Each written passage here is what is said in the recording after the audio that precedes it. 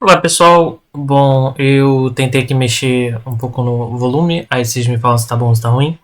Hoje não vai ser nada de play, vai ser eu explicando um conceito para vocês, né? Que é como você analisa um replay de uma forma eficiente, né? Primeiro de tudo, nós temos que levar algumas coisas em consideração, né? Número um é você treinar sozinho, você treinar em grupo sempre é melhor, treinar em grupo. Né? É mais perspectiva, é mais gente para discutir, é mais opiniões e obviamente você tem que treinar com gente mais ou menos do seu nível ou melhor, entendeu? Porque ela vai estar sempre te puxando para cima. Se você treinar com alguém um pouco pior do que você, não que isso seja ruim você treinar com alguém pior do que você, mas você vai ter que passar mais do que o que você vai aprender. E obviamente as pessoas que você está ensinando, uma hora vai chegar num nível bom para você poder aprender junto com ela, mas isso ainda leva um tempo. A nível de local e essas coisas, às vezes é muito importante você tentar ajudar o pessoal do seu local a melhorar, porque vai melhorar a sua qualidade de treino, tá ligado? Sem essa mesquinhez de, não, preciso farmar os créditos aqui na local, tá ligado? Se você tá jogando uma local só pensando em ganhar os créditos, você não tá sendo um jogador competitivo. Você quer jogar o máximo de partidas em alto nível possível para poder melhorar, entendeu? É assim que funcionam as coisas. Esse que tem que ser o pensamento. Tá. Então, você treinar em grupo é sempre melhor. Logo, você tendo mais pessoas para analisar as perspectivas são muito melhores. Primeiro ponto. Então, você vê um replay junto com algum amigo seu, normalmente é melhor do que você ver sozinho. Mas nem sempre eu tenho amigo meu, pessoa do mesmo nível, pessoa que queira sentar comigo e ficar vendo replay. Beleza. Então, vamos para as segundas considerações que nós temos. Você saber bem o seu deck é muito importante para você saber a sua tomada de decisão. Mas ao mesmo tempo, vendo o replay, e acho que esse replay é uma coisa que eu quero mostrar para vocês o porquê disso, é importante você saber do outro deck para saber se a pessoa tomou as melhores decisões possíveis. Entendeu? Esse é o ponto. Por mais que você não entenda que jogada ele poderia fazer, que seria melhor, é muito melhor você saber, o cara não jogou tão bem. Você ter isso na sua mente fixado, por quê? Porque quando você for jogar em alto nível, você vai, e você estiver bem no torneio, você vai cair contra pessoas boas e essa falsa noção vai te prejudicar de que você está jogando bem uma match. Vou pegar aqui um exemplo. Eu tô treinando pra caramba, eu tô ganhando muito de Dunzi de um amigo meu de Dunzi. Quando você vai cair num torneio, se você não tiver uma noção certa, ou uma ideia certa do que o Dunzi faz, o Dunzi do torneio vai te amassar, porque o Dunzi do torneio treinou contra várias pessoas, joga bem, entendeu? Então, você tem que ter noção, dependendo do nível que você estiver jogando, de que o cara que você está jogando contra é bom ou ruim, entendeu? Independente.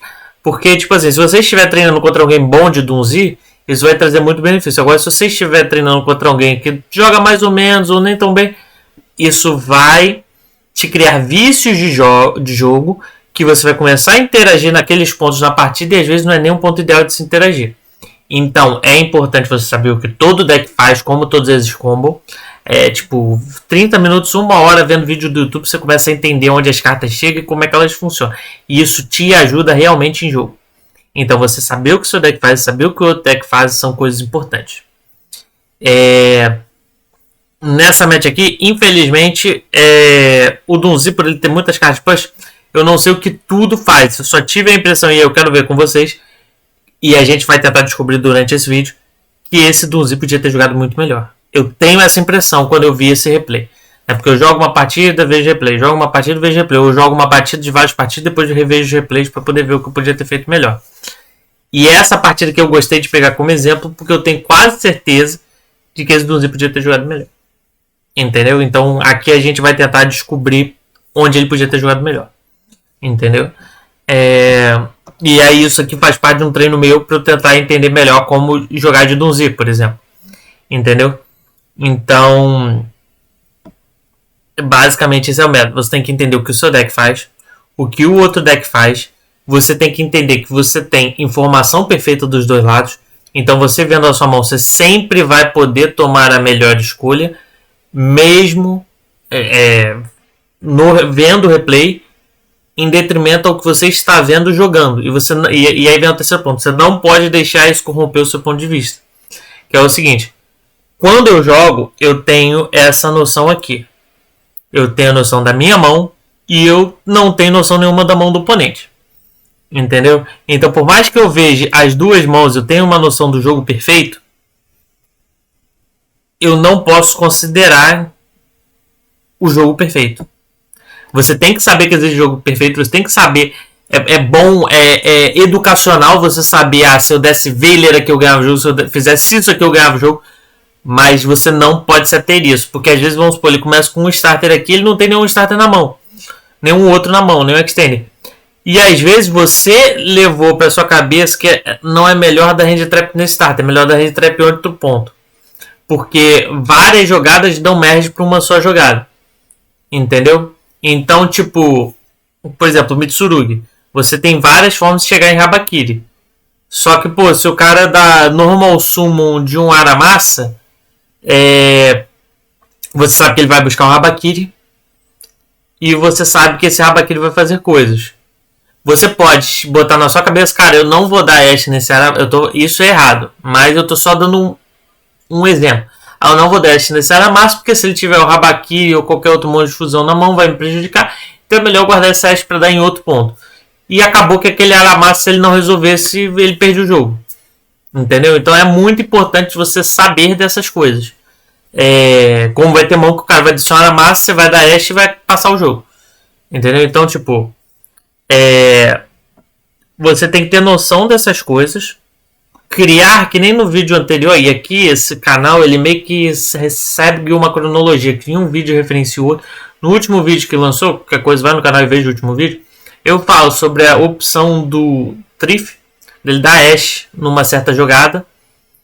E ele opta por não dar Ashe, porque ele tem um plano de jogo. Ele acaba perdendo por conta do plano de jogo, porque o Julien tinha exatamente o out do plano de jogo dele. Mas em relação ao resto, ele não está completamente errado em ter um plano de jogo e executar ele. Ele chegou até lá por algum motivo. Então isso é muito importante da gente prestar atenção. Tá bom? Então, você entender quais são as linhas que o jogo poderia ter tomado. Porque tudo isso aí, na hora que você vai jogar, você já tem que ter tudo isso certo. Pô, do hand trap aqui, eu faço ali, eu faço assim, eu faço assado. Por quê? Porque quando você for jogar, se você não souber essas linhas, isso atrapalha na sua tomada de decisão. Entendeu? Então, e aqui a gente sempre vai tentando melhorar isso. Porque decklist, cara, eu posso tentar pra você mostrar 3, 4 decklist e falar, isso aqui é a melhor do momento. Só que decklist muda com formato, muda com pretensão em torneio. Ou seja, se eu quero ir bem num torneio é uma coisa. Se eu quero topar um torneio, a decklist é outra. Se eu quero vencer o torneio, a decklist é outra. Então a gente não vai prestar atenção nisso. Entendeu? Eu vou te falar algumas coisas que estão sendo usadas ou não normalmente.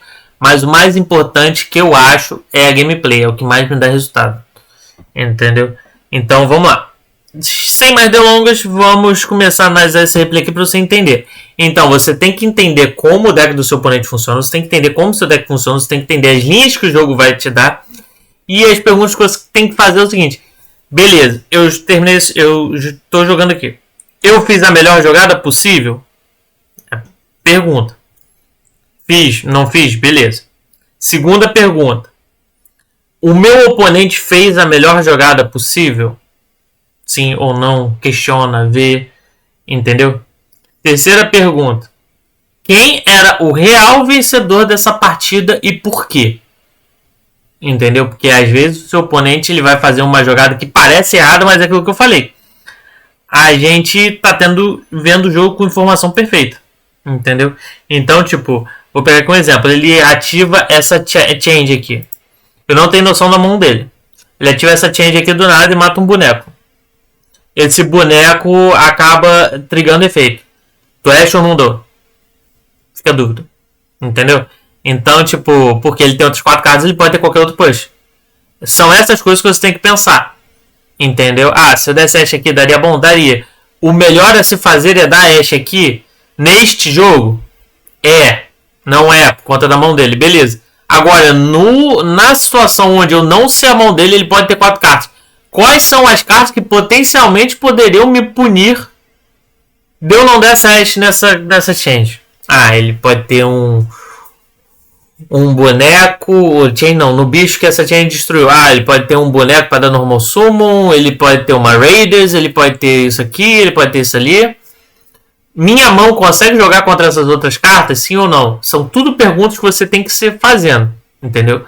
É chato, no início você começa a ver o replay, você tem que começar a entender e extrair alguma coisa, mas é muito importante você fazer essas perguntas. Aqui eu estou te dando meio que uma ideia, se você quiser ir anotando quais perguntas são importantes de se fazer, para você poder ter essa ideia de qual era a melhor tomada de decisão, entendeu? E aí você vai naquela calculadora de probabilidade e vai calculando, tá, se eu der hash nessa change aqui, quais são as cartas que podem me punir potencialmente para ele continuar jogando?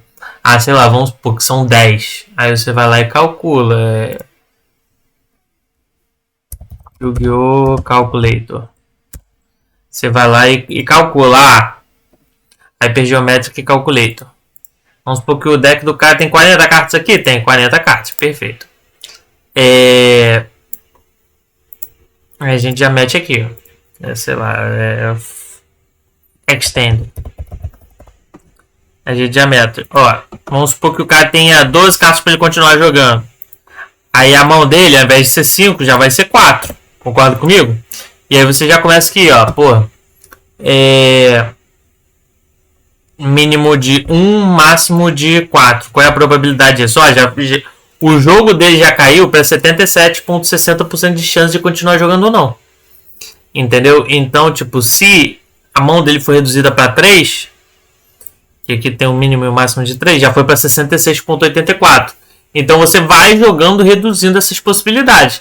Aqui ele já tem 33,16% de chance de não jogar, o que é coisa pra caramba. Fora que aqui eu estou considerando essa quantidade aqui, sendo que se eu gastei mais uma carta dele, ao invés de ser 12, que já vai ser 9, porque a mesma carta não pode ser ativada N vezes. Já foi para 54,5, tá vendo? Então ele tem quase metade da chance de não continuar jogando. Então são essas noções, e obviamente, gente, você não tem que saber os números de cor toda hora. Você só tem que ter noção de que a pool limitada de cartas que ele tem de jogada é essa.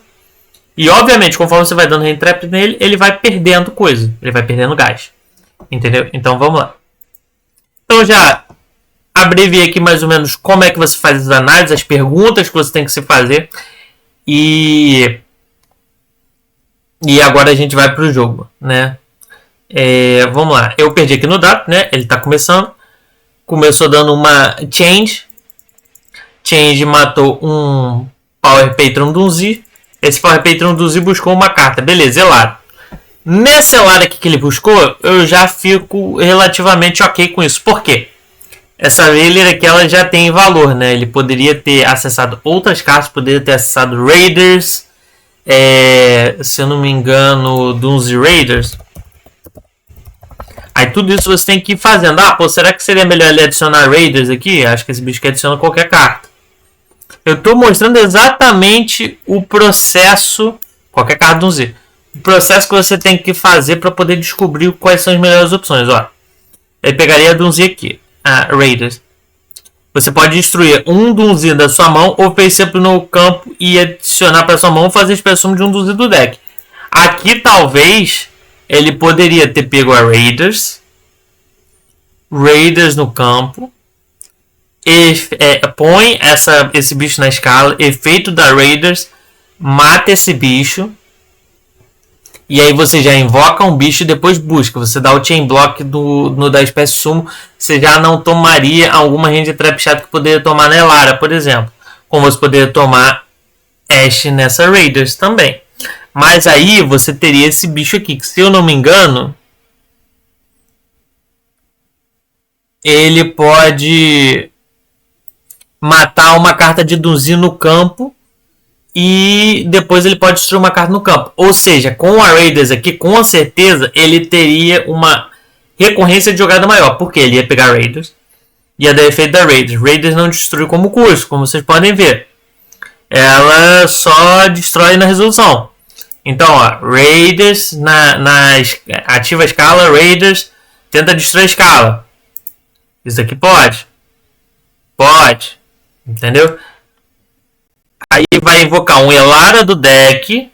E esse bicho aqui do Power Patron vai trigar efeito. E aí o Elara vai dar Chain 1, Chain 2 Power Patron. A Power Patron vai pegar uma carta ou de Dunzi ou de Power Patron. Spell ou Trap. Beleza? Aí. E esse aqui vai pegar uma outra para setar. Beleza?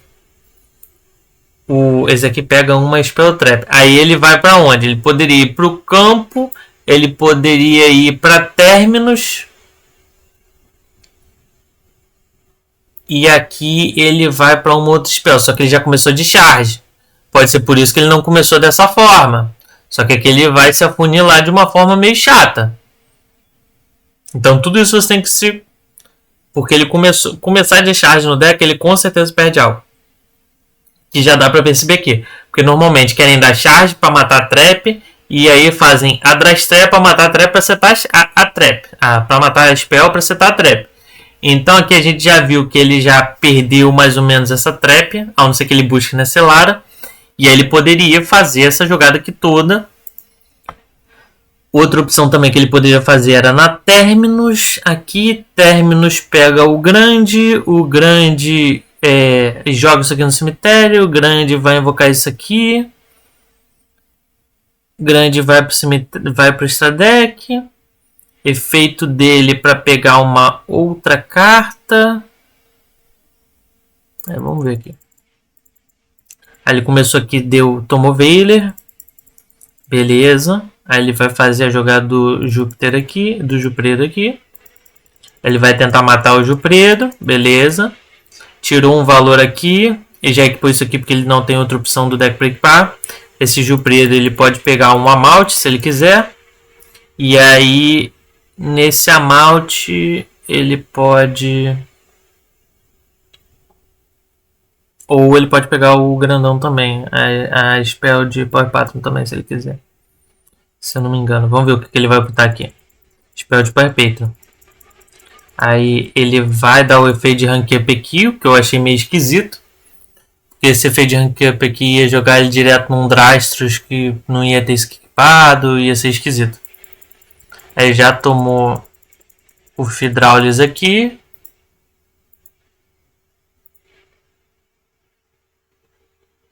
Aí ele perdeu esse Extender aí. Vai equipar isso aí. Aí vai trazer de volta ele pro campo. Vai dar uma Terminus. Terminus mandou ele pro cemitério, pegou esse grande. Vamos ler esse grande aqui de novo. Ele se destrói e ganha ataque. Ou se destrói e faz summon de um do cemitério. E ele tem aqui... se essa carta é adicionada ao extra deck, você pode adicionar um Power Patron card do deck para mão. Aí ele pode adicionar o campo, né? O campo que é chato também. Aí é isso aqui mesmo que eu falei que ele podia ter feito. Ele vai dar o efeito aqui. Efeito, trouxe esse Jupredo aqui. Aí esse Jupredo, ele consegue passar de Varudras e de um Durg aqui. Ó. Pega o campo. Ativa o campo. Então, ele não precisava dar esse Jupredo aqui. Não vejo motivo para ele fazer isso aqui. Por quê? Porque ele vai invocar um Power Patron. Vai invocar um Júpiter do extra deck que não vai fazer muita coisa, tá ligado? Aí ele abriu mão do campo. O que eu não vejo sentido também, porque ele podia ter pego esse bicho aqui, ativado o campo. Campo... Bania esse bicho aqui, invocava um outro do deck, juntava os dois e fazia o Varudras. Esse boneco aqui do campo, não vejo muito sentido para isso. Mas beleza. Aí a gente segue. Aí ele dá efeito aqui, detacha material para rebornar uma Elara e matar o meu Fidraulis. Equipou isso na Elara. E Elara Rank Up. Aqui ele já perdeu o equipamento da Drasteia. E fica ruim. Aí ele faz o Grafalel. Grafalel é feito. Pega Raiders, que até agora ele não ativou. Só que aqui ele ainda consegue fazer também. Agora beleza, ele fez toda essa volta aqui. Mas ele consegue ainda fazer o Léo, o Regulus. Não sei porque eu chamo ele de Léo, mas é Regulus. Ele vai ativar Raiders, vai matar o Grafário. A Raiders vai invocar o Amalt. Beleza. Grafário, Amalt. Amalt vai pegar um monstro Dunzi pra mão. E o Grafário vai trazer o nível 1, que eu não entendi aqui também. O Grafário podia fazer expressão de um non-exaído Dunzi do deck do cemitério. Podia ter trazido esse nível 4. Aí faz aquele bonequinho, o que vira o Sargas. Sargas pega e faz o Regulus. Por que ele não fez isso aqui? Eu não sei. Aí ele vai dar efeito aqui para poder fazer o rank up dessa Drastrea. Talvez é isso que ele quer. Ele quer passar com o Drastros aqui para ele não tomar isso aqui na End Phase. Só que aí o Drastros dele não vai fazer muita coisa não. Beleza, ele decidiu dar o Magnamute aqui para ter pelo menos o negócio para tomar via Drastros aqui. Sendo que ele poderia ter passado com Regulus, isso aqui ser tupado. Ou poderia ter passado com Varudras, né? Como a gente viu. Né? Que ele abriu mão do campo para passar com isso aqui. Mas tudo bem. Ele optou por uma outra linha. Resolveu isso aqui na End Phase de qualquer jeito. Vai começar com, entre aspas, um negate aqui. Né? Que é quando um efeito de monstro é ativado no campo no cemitério, você pode taxar uma TSK, negar e equipar um face monstro no campo. Então, basicamente, aqui contra mim, ele só tem essa interação aqui. Né? Vamos ver qual vai ser. E aqui eu abri com outra, ativo Rotary, mostro Reco, desço a Rotary. Ah, por que eu desci esse não? Mano, eu ia descer isso aqui ia ser chupado, acabou o jogo pra mim, né? Beleza. Aí, beleza. 1, 2, 3, Brasil. Eu mato isso aí, ele decidiu por não negar e roubar o meu boneco. Ah, não, ele podia roubar esse boneco aqui e negar, e aí eu tô tiraria valor dessa Raiders, por isso que eu tentei poupar essa Raiders. Ah, mas você não sabe que é Raiders Pop? Eu sei que é Raiders Pop. Só que, tipo assim, eu achei que ele ia tentar negar e roubar o meu boneco, ele não fez isso, beleza. Eu tinha que dar esse Chain Block, senão eu perdi a carta na mão. Aí, beleza.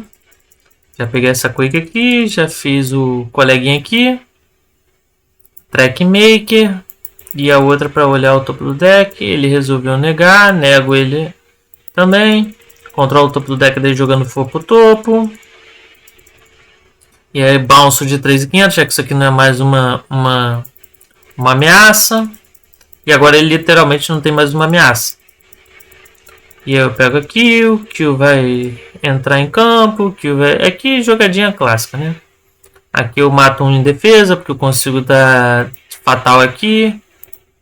Eu tenho túnel pra cacete no cemitério. E não tem nenhum mais, tem túnel pra cacete. Aí aqui eu só bato uma vez, bato outra ali. Adiciona recurso pra momento, tanto faz que você vai morrer agora. Mata ali, eu bato 2 vezes e acabou o jogo. Tô vendo, tipo assim, a endboard dele no jogo 1 podia ser muito melhor, né? Assim, eu não sou um dos melhores jogadores de Dunzi, mas com certeza a endboard dele podia ser melhor, né? Vamos na segunda parte aqui agora. Aí aqui vem Charge, de novo optando pelo mesmo tipo de jogada. Power Patron Dunzi, Power Patron Dunzi vai pegar o Melara. Elar efeito vai botar um equipamento, vai tentar o Recaptomou Ogre. Usou o efeito dele para pegar uma término e trazer o patrãozinho. Terminou os efeitos, pegou médios. Aqui talvez era melhor pegar campo. Vamos ver. Pegou essa Raiders. Equipou. Efeito. Trouxe o Gil Pedro. Então, se ele tivesse pego o... Ah, não, que ele não ia ter o Gil Pedro no cemitério, tá certo. Pegou, ativou, efeito, triga os dois. Beleza, pegou outra charge, o que eu não vejo muito sentido. Ele já deu uma charge. O Gil Pedro pode pegar uma Drastea. tá, ele podia ter pego, sei lá, a trap aqui direto, tá ligado? Que essa Drastreia já tá vindo. Desce a Drastreia aí. Que pô, ele fica tentando fazer essa jump up aqui no turno dele, que eu não vejo muito sentido. E aí toma Fidraulius.